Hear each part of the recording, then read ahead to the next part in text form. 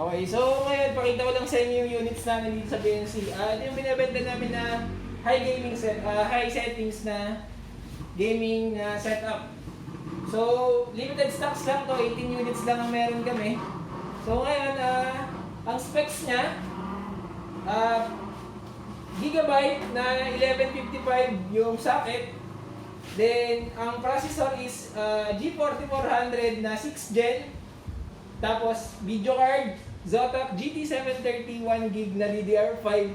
Tapos, ang RAM natin is DDR4 na 2133. Then, 500GB na SSD, HDD.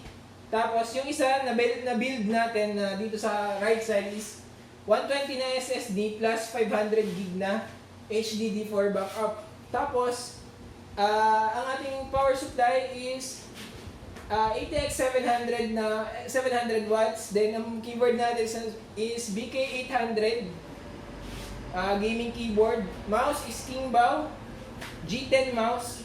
Monitor natin is 19 inches na LED DL2020B.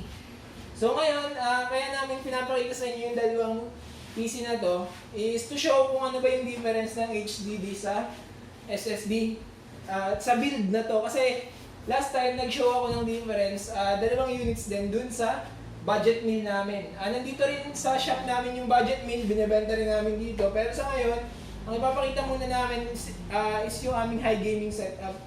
Meron din kaming Ultra, pero i5 4th gen, binubuo pa namin. Yun yung mga ginagamit namin pang laro na like PUBG, then yung iba pang mga high resolution na games. So ngayon, boot up lang natin.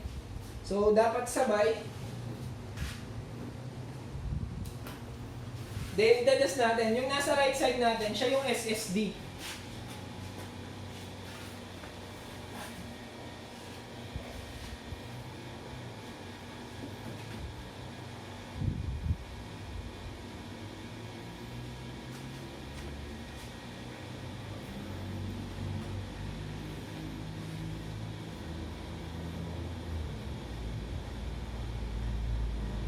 Ayan, kung makikita nyo, naglo-loading pa lang dito sa left side, yung wala nating SSD na pure HDD build.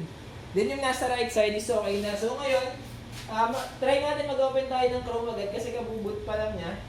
So ngayon, open agad siya. Try natin mag-YouTube.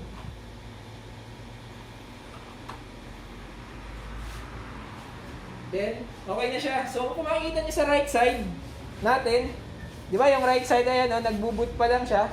Hindi pa siya nakakarating doon. Kung makikita nyo, ayan yung difference kapag ginagamitan ng SSD yung isang PC. Hindi naman natin sinasabi na mabagal ang PC kapag naka-HDD, pero upgradable na kasi siya, kumbaga upgraded na siya kapag naka-SSD na. Kumbaga nire-recommend din namin na kapag gagamitin sa operating system, dapat SSD na. So ngayon, nag-boot siya, try natin mag-open agad. Like din sa kabila. Hindi agad siya nag-open. Kasi nga, HDD yung gamit natin. Kumbaga, nilo-load pa niya yung lahat ng laman bago natin magamit. Pero kapag nakarating na tayo dito, kapag nag-YouTube naman tayo dyan, syempre, depende pa rin sa speed ng internet kung gaano kabilis yung ating browsing. So, okay naman. Bali, yung performance lang niya pagdating sa paggamit ng PC, mas maganda talaga gamitin ng SSD sa HDD. Kaso, yun nga lang, medyo mas mahal siya. Pero kung may budget ka naman, much better to go with SSD. So ngayon, kung gusto nyo mabili, 18 units lang to na meron kami sa PNC. Ang standard namin na naka-install is HDD.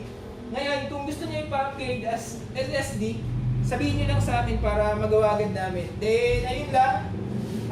Wala na namang iba na kailangan ipaliwanag kasi free to check naman yan. Kapag gusto nyo na puntahan, pwede kayong pumunta dito sa may Bantayan, Don B. Robles Street, Poblacion 1, Chaong, Quezon. Dito lang kami sa tabi ng M. Luwilier at QCRB.